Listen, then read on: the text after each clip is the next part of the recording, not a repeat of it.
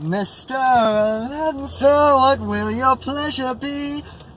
Let me take you off. I don't know which verse to go with. Whatever. Welcome to StillerBros at the movies, ladies and gentlemen. And doing a little showman thing. We're going to a musical today. We should do something with that. Yeah. So once again, we are off to the movies, and today we are going to another Disney live-action remake. The first one in a long time, in a little while. For us, they're putting out 4 this year, guys. It's just gonna be the market's saturated. 4? Lady and the Tramp. Oh, well, they put that one out on Disney Plus, so It counts. Yeah. Anyway, yeah, Aladdin. So, let's talk about the fact that Aladdin is probably one of our favorite Disney animated movies. not to exaggerate. And it kind of seems like an exaggeration because we said the same thing about Beauty and the Beast, but we have a lot of favorite Disney movies, guys. This one more so just because it had a regular rotation in our house for the longest time. I think the mythology of it just kind of gelled with us. Plus, our sister was really into Jasmine. Because she was the only princess that wore pants. So that's a big reason why that happened. Our sister got really interested in Jasmine. Her room is full of Jasmine stuff, even right now. Yeah. So that's a thing. Aladdin was a constant in our household. So that's why Aladdin might be one of our favorite Disney movies. Not exactly by choice, but just by circumstance. Yeah. However, you can't really talk about Aladdin, Disney's version of it anyway, without talking about probably one of the only voice actors in a Disney animated project that is synonymous with the character, and that is Robin Williams as the genie.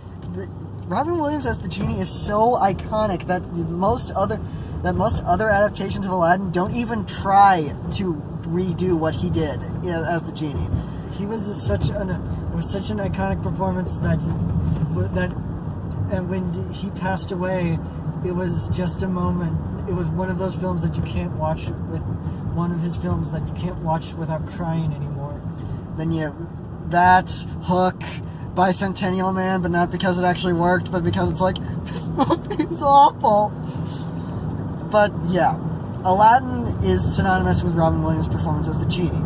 Obviously, Robin Williams probably did not like the fact that people spend so much time with him as the genie, because that was a big thing. Watch Lindsay Ellis's videos so that you can actually know for sure. Yeah.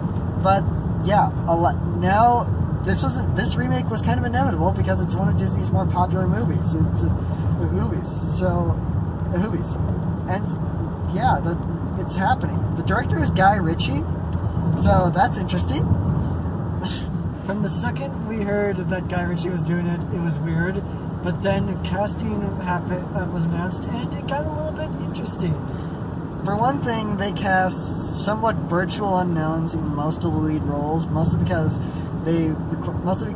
by necessity they requested Middle Eastern talent that could sing and dance, and so that's what they got. Obviously there are not a lot of big name Middle Eastern stars in the world, in Hollywood right now, for some obvious and some not so obvious reasons. We're not going to be ignorant and say that they don't exist. We're just saying that there's not a lot of them. Like not a lot of name ones, especially not a lot of ones that are big names. Like, I think the biggest name amongst the human cast is Nassim Pedrad. Humans in quotes because the genie. Yeah. But is Nassim Pedrad as a completely new character they made up just so that she could be in the movie. Yeah. But we also have Naomi Scott as Jasmine, who a lot of people probably do not recognize, but she was the Pink Ranger in the Power Rangers movie a couple years back. Waiting on a sequel kind of waiting on a sequel to that. Still waiting on a sequel for that. And some people are surprised. There are a handful of people who are probably surprised that she can sing but we knew. Yeah. She was in a movie. Her first real big movie was a Disney Channel original movie called Lemonade Mouth, where she actually gets a solo song to herself. Yeah. It's a rock song, but still. Yeah. But yeah, that's something. We've got Will Smith as the genie. Now, at first, I wanted Gabriel Iglesias, of all people to be the genie, just because he seemed to have that same kind of energy, that same kind of feel as Robin Williams. No one's It's gonna. not a little more dense and bulky and slower because nobody can match Robin for energy, especially not someone as fluffy as Gabriel. Yeah, so there was always going to be that problem of who's going to carry the genie. We spent the first like 2 minutes of this video talking about the genie. So yeah, this was a hard one to sell. Granted that people have been a little on the fence about the genie from a lot of stuff. Like when the first images of him in the genie costume came out, everyone was like, "Why isn't he blue? Why isn't he blue?" But I was one of those people who was like, "That's exactly what I thought he was going to look like. Why are you complaining?" Yeah, that's it. When we heard Will Smith as the genie, we saw that Entertainment Weekly cover and we were like, that's exactly what we thought he was going to look like. Then the images of him in the more traditional blue form came out, and it's kind of scary. Yeah. I mean, We were on vacation and we were on vacation when that clip came out, so we didn't get the backlash. So we really didn't get the backlash until maybe like 2 days after it had come out. so we came home, we got on the internet for the first time in like maybe 5 days, and we saw that this was a thing that existed, and we saw the backlash, and yeah, it's look, I'm not going to defend this, but you get what you get. If you wanted him blue, that's what you got. You got blue Will Smith. That's what you got. Once again, I just thought they were just gonna do the live action thing, what they're doing for the live action stuff. Yeah. And yeah, there's an unknown playing Aladdin, so unknown that I can't remember his name. I know it's alliterative. It's like Mano something. Mensa, or, I don't know. Well, fine. We'll get it. We're not going to try to butcher it. We're not going to be offensive. We're not going to try a bunch of offensive Middle Eastern stereotypical names. We'll probably get it when we come back. But there's actually one actor from the original Aladdin is reprising his roles, but only because they're voiceover roles and because the guy in question is in like just everything. Yes. Frank Welker reprises his role as Raja and Abu and the Cave of Wonders. Once again, because he's in everything. Yeah. And then Alan Tudyk has been cast as Iago. Weird casting, considering that the original was Gilbert Gottfried. Who was perfectly cast as a parrot because his voice just is... Because if Jennifer Goodwin's a bunny and John Oliver is a bird, then is just a bird with a big beak, then Gilbert Gottfried is a parrot. End of story. So, hearing that Alan Tudyk got cast in the role is kind of interesting. We'll see how he does in comparison, but I don't know. He made a chicken work. Yeah. He just made chicken noises once, and it was good enough. So maybe he's got something. Yeah. But we really don't have much else to talk about, though, because obviously we know nothing about this. We know very little about the people cast in this movie. I guess we could jump deeper into Guy Ritchie. I mean, we've seen like 2 of his movies. They were the Sherlock Holmes movies he did. Yeah. We've also, and the music. As for the music, we obviously have Tim Rice, Alan Menken, and Howard Ashman's songs.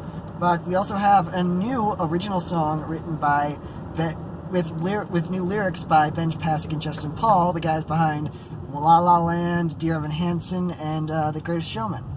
Which, and now granted, I've heard their new song. I think it's a little weird, the phrasing they used for the for the name of the song. It feels a little awkward, but what do I know? They're Oscar-winning lyricists, and I'm just some jackass on the internet. Yeah. But yeah, that's about it, guys. We'll see you guys after the jump, because we're just gonna jump right into this. Yeah. So it was good, really good. Yeah, it's not. Not gonna call it great, not gonna call it perfect, not gonna call it better than the original. Mostly because we watched the original the other night and it holds up so much. I miss Robin Williams so fucking much. But this is going with a little bit of appropriately lowered standards, and you should have a pretty good time with this movie. It's fun. It's a fun little musical romp, and that's good. So let's get into it. We got Naomi Scott kills it as Jasmine, musically, acting wise. She's really good in this. Yeah, we have Mina Masao as Aladdin, and he does a fantastic job. It pretty much holds up to the original in a lot of ways. Really, my biggest gripe is that sometimes he gets a little too, when he's singing, he gets a little too Broadway, if that makes sense. And there's also some points where it really seems like he's trying to imitate the performance from the original movie. And those are the points where they literally just take the lines from the original screenplay and throw them in there to remind people you're watching an Aladdin remake. Yeah. Jafar, he's there. He's there. He's there. He kind of works, but there's a lot of padding to this movie to get it to 2 hours and try to make it seem different. Granted, it's all right because this movie is not shot for shot like most people would say for all these remakes, because there are a lot of points where it is like shot for shot. Like Guy Ritchie just like you want your storyboard? Here's your storyboard, and then just pulls up a clip of the movie from on his phone and says, "Do it like that." Like Friend Like Me, it's the exact same musical number. It's exactly the same. There's the stuff in the Friend Like Me that was very similar to the where it's different is. It's like 98% the exact same musical number with like a couple little changes to remind people, hey, this is different. Yeah. But then Prince Ali comes along, and it's cool. The music is good. The musical numbers are well choreographed, and something tells me Guy Ritchie watched a lot of Bollywood movies to prep for this movie. Yeah. But now we have to talk about the elephant in the room, and we're not talking about Abu. So, Will Smith was never going to be Robin Williams. And he knew that right off the bat. As you can tell from everything he said on the promotional tour, he was hesitant to take this role because Robin Williams defined this role in every conceivable way. So, he made it his own in a lot of ways.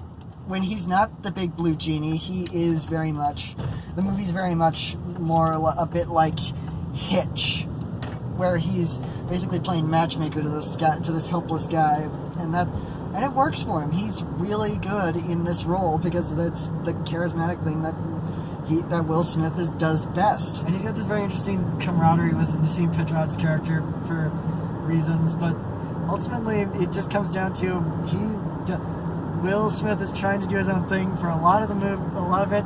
Obviously, he has to do some Robin Williams-ish things. There's a lot of points where it's like they very obviously wanted him to do something similar to Robin Williams. Like, there's whole scenes, and they're fine, but it's not Will Smith's bet. Being Robin Williams is not Will Smith's thing.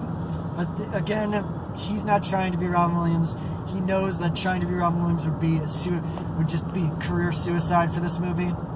So, well, let's face it, after Collateral Beauty and Winter's Tale, nothing's going to kill Will Smith. Yeah. But we also have but again, the musical numbers work, but one of the biggest problems with this movie, though, is it just kind of feels smaller compared to the animated movie. Like, Prince Ali is okay after you see what was released online, the stuff that was released online, obviously when you're seeing a lot of it, Agrabah kind of looks small compared to for the most part we see just this one section of what we're pretty much told and kind of shown to believe is this giant city, and there are points where it just feels like they shut down Adventureland for like a day so that they could shoot these scenes. Yeah, we're only seeing like a chunk of the city outside, like one or two chunks of the city outside the palace, and that's about just outside the palace, and that's it. Then during the third act, there's this weird thing where it kind of feels like there's a big scene missing.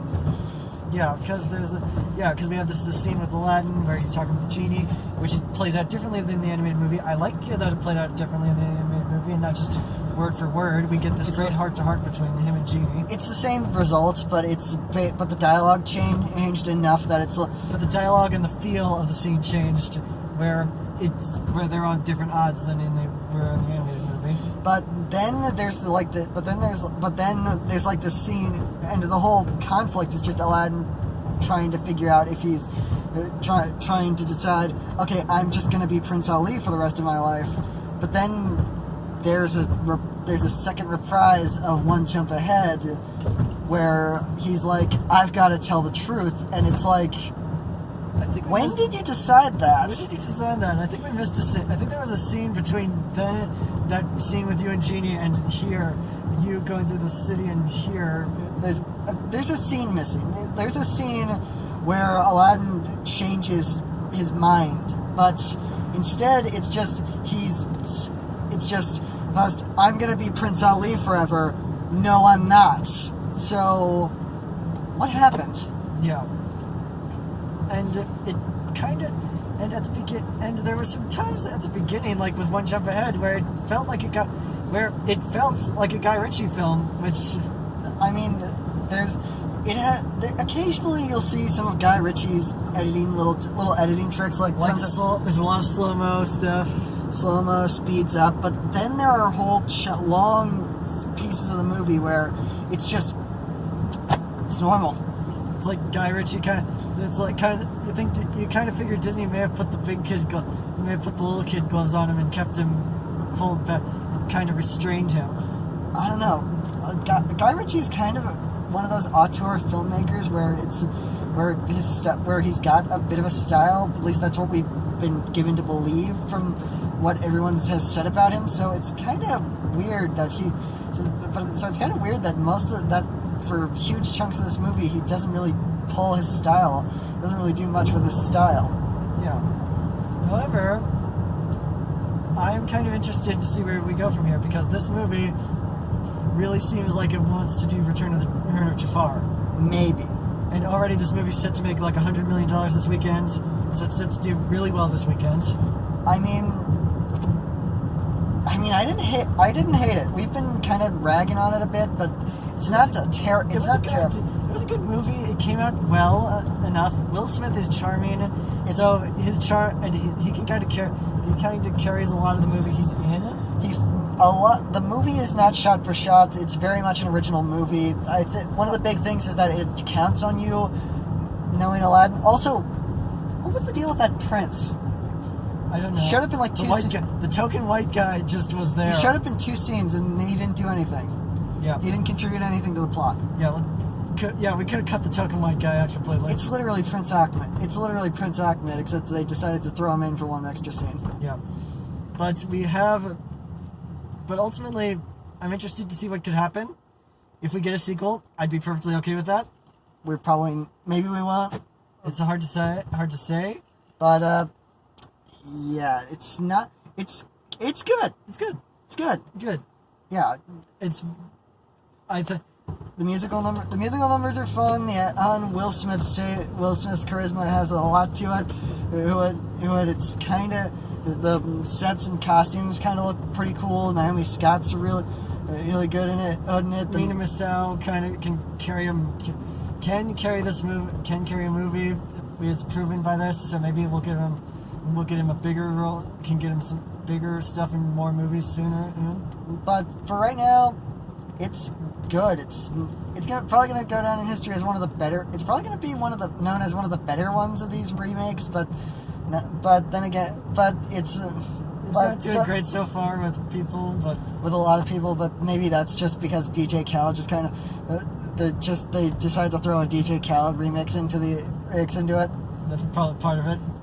Yeah. So yeah, it's good. It's good. Will Smith definitely puts effort into it that he doesn't want to try to bastardize and spit on the legacy of Robin Williams left.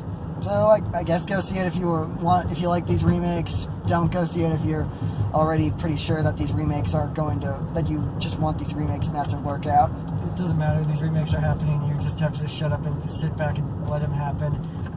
If you don't care about them. If you are bitching and moaning about how they keep remaking everything, the originals still fucking exist. Shut up. And shut up and let these just let these happen. Eventually they'll fizzle out. So anyway, be sure to like and subscribe, guys, and be sure to tune in next time when the bitch is back.